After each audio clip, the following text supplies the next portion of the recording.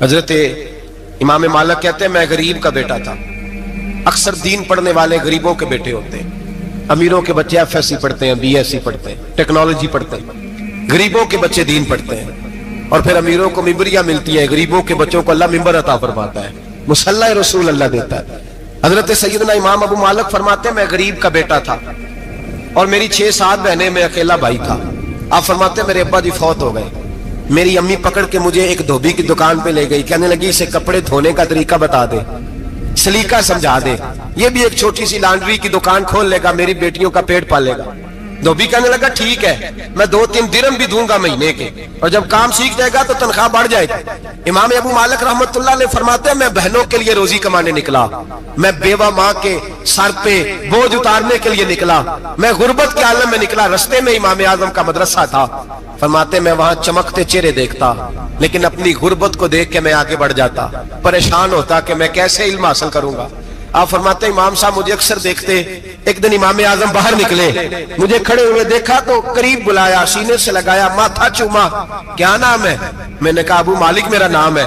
کہا تمہیں پڑھنے کا شوق ہے؟ کہا بڑا شوق ہے. کہنے لگے چل آ جا پڑھا کر, آ جا مدرسے میں پڑھا کر. کہتے میں سارا دن وہاں پڑھتا, گھر سے کام کرنے آتا, سارا دن امام اعظم کے پاس پڑھتا رہتا. مہینہ آیا تو میری اماں کہنے لگی تنخواہ لاؤ.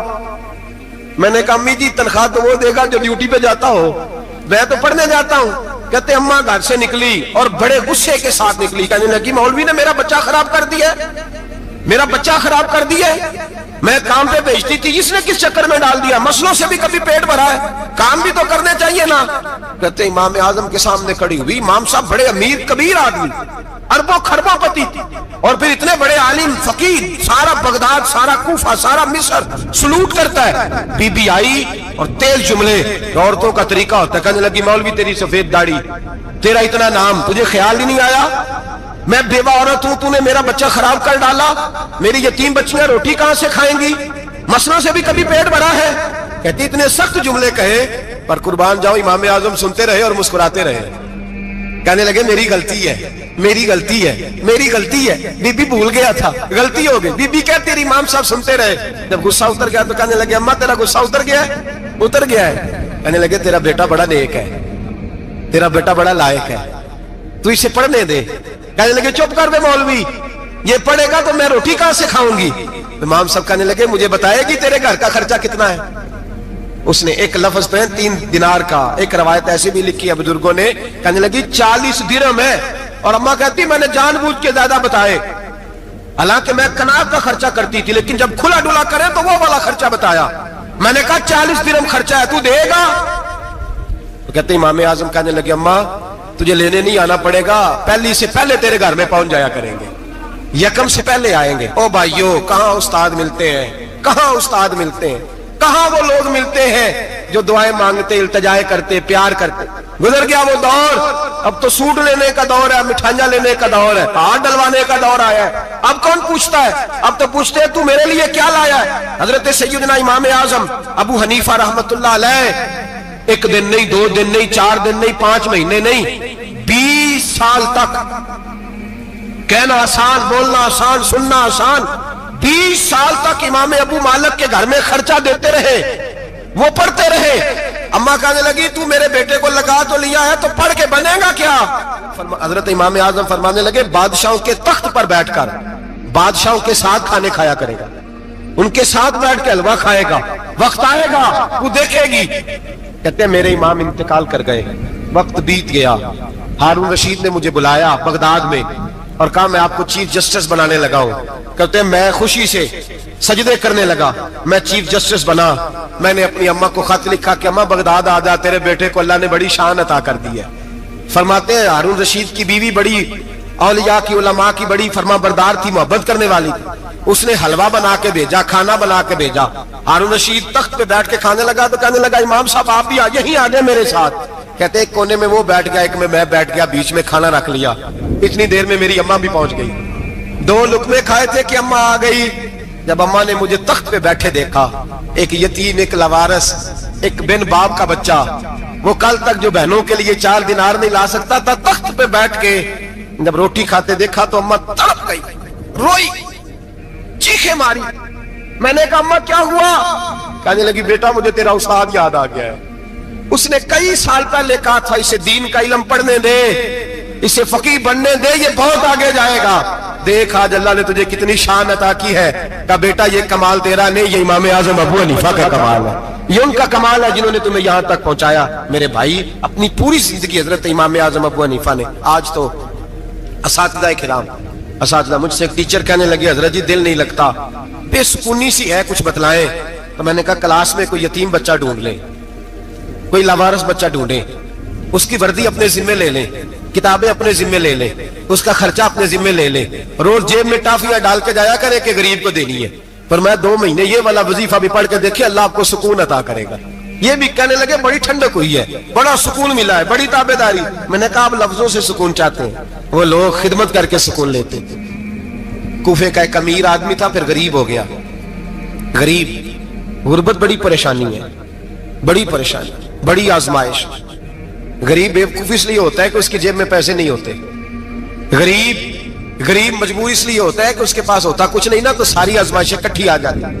غریب آدمی تھا، محنت مزدوری کرتا لیکن پوری نہ ہوتی۔ وہ کہتا ایک دن گلی میں ککڑی بیچنے والا آیا، تو میری ایک بیٹی تھی چھوٹی سی، باقی بچے بڑے تھے، چھوٹی ضد کرنے لگی، کہنے لگی ککڑی کھانی ہے، ککڑی۔ کہتے میں پریشان ہو گیا، دل ٹوٹ گیا، بیٹی نے سوال کیا ہے۔ فرماتے میں نے سوچا کس کے پاس جاؤں، کسی اور کے پاس مجھے سمجھ نہ آیا، میں سیدھا امام اعظم کے پاس چلا گیا۔ یہ شخص ہے جو مجھے دے گا بھی اور میرا پردہ بھی رکھے گا، مجھے دے گا بھی اور میرا، بولیے، میرا یہ پردہ بھی رکھے گا، یہ رسوا نہیں کرے گا، یہ فوٹو نہیں کھچائے گا، یہ فوٹو کھچا کے پہلے دن فیس بک پہ نہیں لگائے گا کہ میں غریبوں میں تھیلے بانٹ رہا ہوں، یہ اسی وقت اخبار والوں کو نہیں بلائے گا ایک تھیلا اور 6 اخباروں میں تصویریں، یہ اس طرح نہیں خیرات دے گا۔ حضرت امام اعظم کے پاس گیا تو فرماتے رش بہت زیادہ تھا، میں امام صاحب سے بات ہی نہ کر سکا، واپس آ گیا۔ امام صاحب نے بندہ بھیجا، فرمایا پتہ کر یہ بندہ کسی ضرورت کے لیے آیا تھا، رش کی وجہ سے بات نہیں کر پایا۔ کہتے واپس میرے پیچھے بندہ بھیجا، وہ میرے گھر تک آیا، گھر آ کے اس کو حالات کا پتہ چل گیا، واپس گیا۔ کہتے ہیں 3 تھیلیاں اشرفیوں کی بھر کے امام اعظم لائے اور خود آئے اور رات کے اندھیرے میں آئے اور مجھے تھیلیاں دے کے نا تو میرے آگے ہاتھ باندھ دیے۔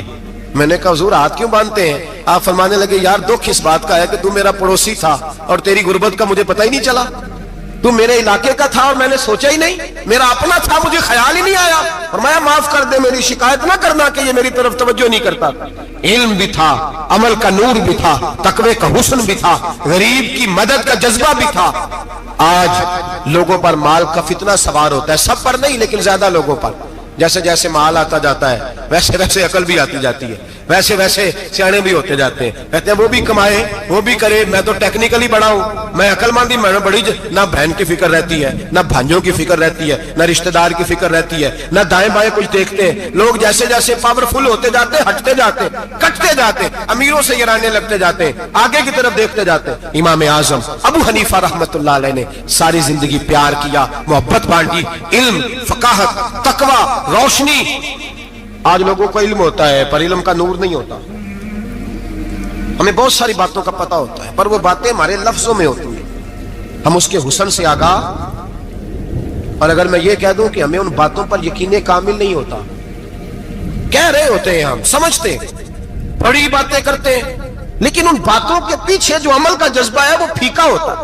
امام اعظم ابو حنیفہ رحمۃ اللہ تعالی علیہ جتنے بڑے عالم تھے اتنا ہی بڑا خوف تھا اللہ کا، دل اتنا ہی بڑا خوف تھا۔ ایک آدمی کہتا ہے میں نے امام صاحب سے مسئلہ پوچھنا تھا، میں نے عشاء کی نماز امام صاحب کے پیچھے پڑھی، کتنی لوگ باتیں سنتے ہیں، اس کا اثر کتنا لیتے ہیں، لیکن امام صاحب رحمۃ اللہ علیہ کا طریقہ کیا تھا؟ کہتے میں نے امام صاحب کے ساتھ نماز پڑھی مسجد میں، تو قاری صاحب نے قرآن پڑھا، اذا زلزلت الارض زلزالها واخرجت الارض اثقالها، فرماتے ہیں آخری 2 آیتیں پڑھی، فمن يعمل مثقال ذرة خيرا يره ومن يعمل مثقال ذرة شرا يره۔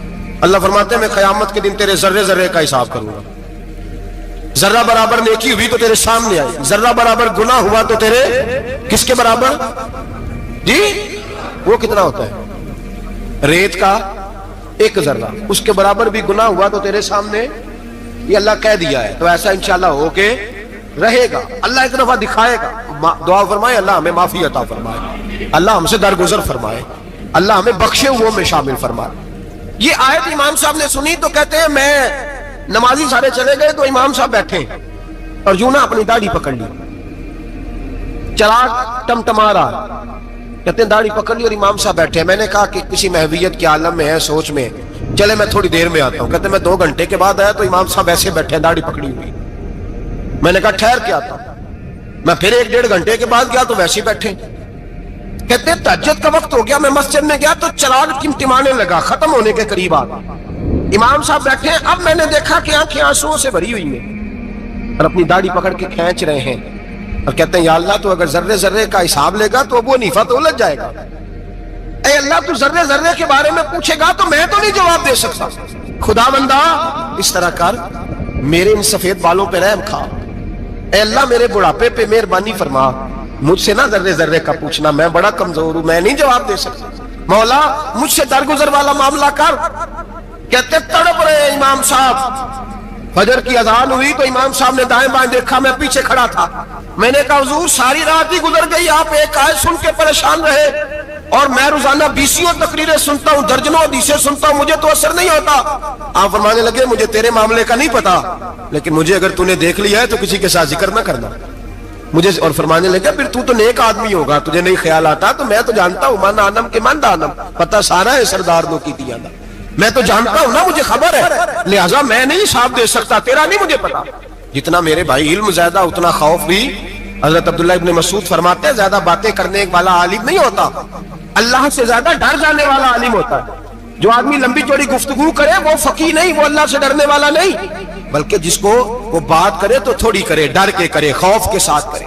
اللہ کی خشیت جس کے دل میں ہو وہ بڑا عالم ہوتا ہے. حضرت امام اعظم ابو حنیفہ رحمت اللہ علیہ مالدار تھے اور اپنے مال میں سے حصے نکالتے تھے. امام صاحب فرمایا کرتے تھے میں نے چند ہزار درہم رکھ دیے. حضور کس لیے؟ فرمایا لوگوں کو قرضہ دینے کے لیے. نبی پاک صلی اللہ علیہ وسلم نے فرمایا قرضہ لینے والے کو منع کیا ہے, فرمایا قرضہ ایک قید ہے, بغیر مجبوری کے نہ لینا. اب لینے والے بھی احتیاط نہیں کرتے, فٹافٹ قرضے کے پیچھے بھاگتے. بڑی مجبوری ہو تو قرضہ لیں, فرمایا مقروض قیدی ہوتا ہے, قرضہ لینے سے بچو. اور دینے والے کو کیا کہا؟ فرمایا اگر سامنے والا تنگ دست ہو نا, تنگ دست, تو اسے مہلت دو. جتنی تم مہلت دو گے اللہ اتنے پیسے روز صدقہ کرنے کا ثواب عطا فرمائے گا. اگر تنگ. ایک صاحب مجھے کہنے لگے, میں نے رمضان شریف میں نا قرضے کے حوالے سے یا کچھ عرصہ پہلے کسی موقع پر قرض کے حوالے سے کو بات کی. ایک صاحب مجھے کہنے لگے حضرت صاحب جیتے کسی کو لینا ہوئے نا 20,000 تو انہوں ترا کے لئی دے, تو جے 20 کروڑ لینا ہوئے تو پھر نہیں ترایا جاتا. میں نے کہا کیوں؟ کہنے لگے 20,000 والا بندہ ماڑا ہوتا ہے نا, جہاں 20 کروڑ کھا گیا بڑی مگرمچھ ہوتا ہے, انہوں ترایا جا سکتا. وہ دے کے بندے ترلے ہی کر دے, چل بھائی کیویں دے سکنا ہے. وہ جو 20,000 والا نا ماڑا بندہ کہنے تو دینے نے کہ تیرا بندوبست کریے, کہنے چوری صاحب جمعرات لے آؤ کسی طریقے. جمعرات ماڑا ہے نا. نبی پاک نے کیا فرمایا؟ حضور نے فرمایا تجھے پتہ چل جائے کہ تنگ دست ہے تو مہلت دے, جتنے دن تو اس سے پیسے نہیں لے گا اتنے پیسے روز صدقہ کرنے کا ثواب دیا جائے. اب لوگ جو تگڑی موٹے مگرمچھ ہیں ان کو مہلت دیتے ہیں, وہ کہتے ہیں جا جتھو لب دے لے, پھر کہتے ہیں نہیں آپ بتائیں آپ کیسے دے سکتے. اور ماڑا بندہ انہیں 2,000 دینا ہے دکان کا, اس کو دکاندار کہتا ہے کل سائیکل لے کے تب گزرنا میرے آگے سے اگر پیسے دینے ہیں تو میں نے سائیکل رکھ لینا ہے. ڈرنا چاہیے اللہ پاک. ہمیں پتا ہوتا ہے سامنے والا غریب ہے, تنگ دست ہے, مجبور ہے, اسے مہلت دینی. امام صاحب کہتے ہیں میں نے کچھ پیسے رکھے ہوئے تھے, پس منظر یہ تھا کہ غریب لوگ آتے ہیں تو میں ان کی مدد کروں گا. امام اعظم ابو حنیفہ نے ایک بندے سے پیسے لینے تھے اور حال یہ تھا کہ آپ دھوپ میں کھڑے تھے, ساتھ اس بندے کا مکان تھا. لوگوں نے کہا حضرت دیوار کے سائے میں ہو جائے. فرمانے لگے اس سے پیسے لینے ہیں, اگر سائے میں کھڑا ہوا تو سود میں شمار ہو جائے گا, میں اس سے فائدہ نہیں لے سکتا. ایک بندے سے قرضہ لینا تھا, وہ آپ کو دیکھ کے گلی اور دوسری گلی میں چلا گیا, رستہ بدل گیا اور چھپ گیا. امام صاحب رونے لگے, کہنے لگے اے اللہ میں اتنا برا ہو گیا ہوں کہ تیرے بندے مجھ سے چھپنے لگے. اس کو ڈھونڈ کے لائے, کیوں چھپتا ہے؟ کہ حضور آپ کے پیسے دینے ہیں. آپ نے فرمایا جا میں نے اللہ کی رضا کے لیے معاف کیے, آج کے بعد چھپنا نہ, اس لیے میں نہیں چاہتا کہ تجھے کوفت ہو. تو میری طرف دیکھ کے چھپنے لگا ہے, میری طرف دیکھ کے. غریب تو بھائی گلیوں میں گھستے پھرتے ہیں کہ کوئی بندہ مل نہ جائے. مقروض آدمی پتہ اس وقت چلتا ہے جب خودکشی کر گیا, پتہ اس وقت چلتا ہے پھر لوگ آتے ہیں اس کے بچوں کو کہتے ہیں فکر نہ کرنا ہم تیرے ساتھ ہیں. اس کے ساتھ ہونا تھا, ان کا سایہ بچ جاتا. اب آئے ہو امام اعظم ابو حنیفہ رحمت اللہ تعالیٰ علیہ لوگوں کو سہولت دیتے, آسانی دیتے, پیار کرتے, محبت کرتے. ہم لوگوں کا مزاج ایسا نہیں ہے, ہماری اخلاقیات کے اندر وہ حسن نہیں جو ہمارے بزرگ ہمیں دے کے گئے. اور پھر چھوٹی چھوٹی باتوں میں حقوق العباد کا خیال کرتے, چھوٹی چھوٹی باتوں. ہم تو گالی دے کے بھی کہتے ہیں نا چل کیا ہو گیا, گالی دی ہے نا. میں نے دیکھا ہے سائیکل والے کی ٹکر اگر پجارو والے کے ساتھ ہو جائے تو معافی سائیکل والے نے مانگنی ہے, کیونکہ وہ سائیکل پہ بیٹھا ہے نا. اس کی غلطی یہ ہے کہ وہ سائیکل پہ بیٹھا ہے, معافی سائیکل والے نے مانگنی ہے, پجارو والا نہیں مانگے. ہو سکتا ہے سائیکل والا اٹھ کے کہے جناب مجھ سے غلطی ہو گئی, مجھے پتہ ہی نہیں تھا کہ آپ تھے, ورنہ میں آپ کے آگے نہ آتا. سائیکل والا مجبور ہے کیونکہ اس کے پاس پجارو نہیں, اور پجارو والا تو شیشہ نہیں نیچے کرتا, کہتا دھوپ آئے گی, گاڑی بڑی مشکل سے ٹھنڈی کی ہے. نیچے اتر کے ملازم کہتا ہے اس کو پوچھو اگر کوئی 200-400 کا نقصان ہوا تو 500 دے دو. مزاج ہے. امام اعظم ابو حنیفہ رحمۃ اللہ علیہ عالم, حقوق العباد کا چھوٹی چھوٹی. آپ کے شاگردوں میں سے کسی کے چہرے پر شکن آتا تو 20 بار پوچھتے کوئی پریشانی ہے میرے بیٹے کو, کیا ہو گیا. ساری زندگی سایہ دار شجر کی طرح گزاری, ساری زندگی شاگردوں پر مریدوں پر محبت کا سائبان رہا, ٹھنڈی چھاؤں رہی امام صاحب کی. امام اعظم ابو حنیفہ رحمۃ اللہ تعالی علیہ گلی سے گزر رہے تھے, لکڑی کے جوتے پہنا کرتے تھے, کھڑاؤں. ایک نوجوان بچے کے پیر پہ پیر آ گیا تو کہنے لگا امام اللہ سے ڈر جا. یہ لفظ گئے تو امام صاحب کی چیخ ہی نکل گئی. کئی گھنٹے بے ہوش رہے. لوگوں نے کہا حضور کیا ہوا؟ فرمانے لگے تم نے سنا نہیں, چھوٹے چھوٹے جوان بھی کہتے ہیں کہ ابو حنیفہ اللہ سے نہیں ڈرتا, اللہ کی مخلوق کہتی ہے نہیں ڈرتا. اگر یہ کہہ رہے ہیں تو میرا کیا بنے گا. کئی دن روتے گزر گئے. لوگ اس بچے کو لائے, آگے کہنے لگا حضور آپ تو پریشان ہو گئے, میں نے تو محاورتاً کہا تھا, محاورتاً کہا تھا کہ آپ اللہ سے نہیں ڈرتے. فرمانے لگے بیٹے مجھے محاوروں کا نہیں پتا, جب رب کے خوف کا نام آتا ہے تو جملے سیدھے میرے دل سے جا کے ٹکراتے, سیدھے دل سے جا کے ٹکراتے. گلی سے گزر رہے, لکڑی کے جوتے پہنے, کھڑاؤں, بارش ہے, کیچڑ ہے. ایک دیوار کے قریب سے گزرے تو تھوڑا سا کیچڑ اڑ کے نا تو دیوار پہ پڑ گیا. یہاں ٹرالی والا ساری دیوار توڑ جاتا ہے اور کہتا ہے چلو میں نے کون سا جان بوجھ کے کیا ہے. یہاں لوگوں کا گھر توڑ جاتے ہیں, کہتے ہیں چلو بتاؤ کتنا خرچہ آیا تھا. فوری طور پہ لوگ ماننے کو تیار ہی نہیں. امام صاحب کے پیروں سے یہ باریکی سمجھے, یہ حقوق العباد کا مسئلہ ہے. جو جاننے والے ہوتے تھے ان کا یہ طرز زندگی تھا. کیچڑ اڑا پیروں سے اور ایک آدمی کی دیوار پہ پڑ گیا. امام صاحب کھڑے ہیں, سوچ رہے کروں تو کیا کروں. شاگرد صاحب ہیں حضرت جی کیا پریشانی ہے. آپ فرمانے لگے میں نے اس کی دیوار گندی کر دی ہے, صاف نہ کروں تو بھی ظلم ہے, اور اگر صاف کروں تو دیوار کچی ہے. جب صاف کروں گا تو کچھ مٹی اتر جائے گی, تو کسی کے گھر کی مٹی اتارنا یہ بھی ظلم ہے. اب میں دو پریشانیوں میں الجھ گیا ہوں, کدھر جاؤں. کہا حضرت جی پھر. فرمایا اس کے دروازے پہ دستک دو. دروازے پہ دستک دی تو جو بندہ باہر آیا وہ مجوسی تھا, آگ کی پوجا کرنے والا تھا. امام صاحب کہنے لگے مجھے جانتے ہو؟ کہنے لگے حضور سارا کوفہ جانتا ہے, سارا بغداد جانتا ہے, ساری دنیا جانتی ہے آپ مسلمانوں کے امام ہیں, لوگ جانتے. آپ نے فرمایا یار مجھ سے غلطی ہو گئی ہے. وہ کیا؟ آپ فرمانے لگے میں اپنے انداز میں گزر رہا تھا, بوڑھا آدمی ہوں, خیال نہیں آیا, تھوڑا کیچڑ اڑ کے تیری دیوار پہ لگ گیا ہے. میرے بھائی یہ کوئی فرشتے تھوڑی تھے, یہی زمین پہ بسنے والے لوگ, احتیاط والے لوگ تھے. ہم لوگوں نے پتہ نہیں اپنا مزاج اتنا سخت کیوں بنا لیا ہے. کتنے لوگوں کو لتاڑ کے, کتنی پگڑیاں اچھال کے, کتنے حقوق العباد ضائع کر کے بھی ہم اسی طرح کے مطمئن ہیں. کہاں سے تسلی لاتے ہیں ہم, کہاں سے اپنے آپ کو ٹھنڈک دیتے ہیں, کیسے اپنے آپ کو ہم سکون دے لیتے ہیں کسی کو تکلیف دے کے. کس طرح سکون کی نیند آتی ہے جب کوئی پریشان ہوتا, کیوں ہمارا دل پتھر ہو گیا. اعلیٰ حضرت فرمایا کرتے تھے جا کسی سے جا کے علاج کرا, تیرے سینے میں جو دل دھڑک رہا ہے وہ سخت ہو گیا, جا کسی سے جا کے اس کی دوائی کھا, تجھے خیال ہی نہیں آتا تڑپتے لوگوں کو دیکھ کر, جا کے علاج کرا. اگر ایسے ہی مر گیا تو حالات تیرے حق میں اچھے نہیں ہوں گے. حضرت امام صاحب تڑپ رہے ہیں اور اس شخص کے سامنے آہوزاری کر رہے ہیں جو مجوسی بھی ہے, غریب بھی ہے, کچے گھر میں رہتا ہے. فرمایا یار بتاؤ کیا کروں. امام صاحب باتیں کر رہے ہیں تو وہ آدمی حیرت میں کھو گیا, کبھی دیوار دیکھتا, کبھی اپنا آپ دیکھتا, کبھی امام صاحب کو دیکھتا, دائیں بائیں دیکھتا, پسینے آنے لگے, پتہ نہیں کیا سوچوں کا مد و جزر چلنے لگا, کہاں بات گئی, کہاں تک اس کی سوچ گئی, کہاں پلٹ کے آئی. کہنے لگا امام صاحب میں تو چوک میں رہتا ہوں, روزانہ پتہ نہیں کتنی گاڑیاں مٹی برسا جاتی ہیں, کبھی کوئی نہیں آیا, آپ کو کیا ہوا؟ آپ فرمانے لگے مجھے کسی کا نہیں پتا, مجھے تو میں نے جو قرآن حدیث پڑھا ہے مجھے تو ڈر آ رہا ہے, مجھے بتا تو معافی دیتا ہے کہ نہیں, تیری دیوار صاف ہوگی کہ نہیں. کہنے لگا حضور دیوار کو چھوڑے, پہلے کلمہ پڑھائے, میرا دل تو صاف کر دے. کہنے لگا اتنا میٹھا دین, اتنا پیارا دین, اتنا خوبصورت دین کہ غریب کی دیوار پر کیچڑ لگ جائے اور آپ کو اتنی تکلیف ہو, میں اس دین سے دور کیوں ہوں. یہاں روز یورپ کہتا ہے کہ مسلمان جھوٹی شادیاں کرتے ہیں, دنگا فساد کرتے ہیں, نیشنلٹی لینے کے لیے جھوٹ بولتے ہیں, جانے کس کس قسم کے لوگ پاپڑ بیلتے ہیں, کس کس طرح اپنا ایمان بیچتے ہیں, کیا انداز ہم اختیار کرتے ہیں. ہمارے کردار نے لوگوں کو مذہب اور دین کا باغی بنا دیا. ہمارے بزرگوں کا طریقہ یہ تھا کہ چھوٹی چھوٹی باتوں کا خیال کریں, چھوٹی چھوٹی باتوں کا. بہت بڑے عالم تھے, یہ ساری نیکیاں تو ان کی سماجی تھی, فلاحی تھی, ان کی معاشرت کی نیکیاں تھی, دنیا داری. لیکن جو ان کا باقی کا معاملہ تھا, 4 لوگ ایسے ہیں جو ہمیشہ قرآن پاک ایک رات میں پڑھا کرتے تھے. ان میں پہلا نام حضرت عثمان غنی کا ہے, پورا قرآن پاک. دوسرا مولا علی شیر خدا کا ہے. تیسرا حضرت سعید بن جبیر کا ہے. چوتھے امام اعظم ابو حنیفہ ہیں جو ایک رات میں پورا قرآن پاک پڑھ دیا کرتے. جس جگہ امام اعظم کی قبر بنی ہوئی ہے نا, اعظمیہ ایک محلہ ہے بغداد کا, اس کا نام ہی اعظمیہ, امام صاحب کے نام ہے.